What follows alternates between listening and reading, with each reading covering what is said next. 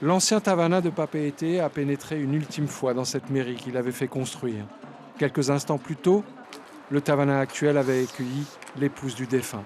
Jean Juventin était loin des regards depuis une bonne dizaine d'années, mais l'annonce de sa mort a profondément ému tous ceux et celles qui avaient travaillé à ses côtés. C'était un bon papa, oui, c'était un bon papa.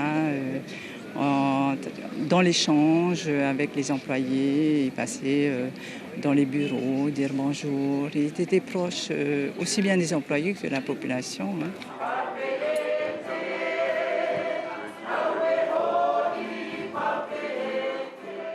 Le corps du défunt a été accueilli au son de l'hymne de Papeete, commune dont il a été maire pendant 3 mandats.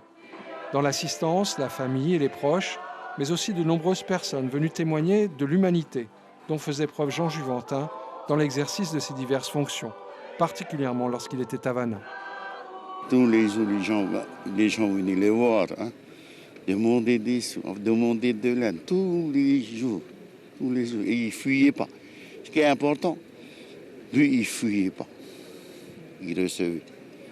Parce qu'il y en a certaines communes, les maires fuient, hein, sa population, mais lui, non. Jamais.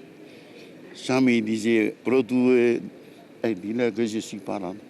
Lui, il recevait les gens.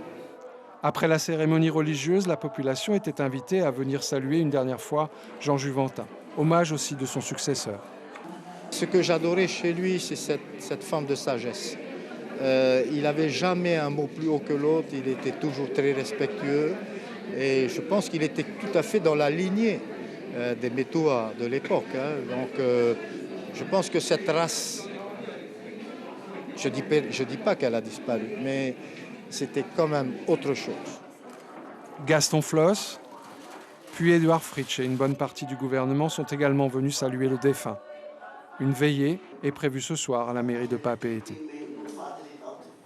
Et nous nous rendons sur place à la mairie. Thomas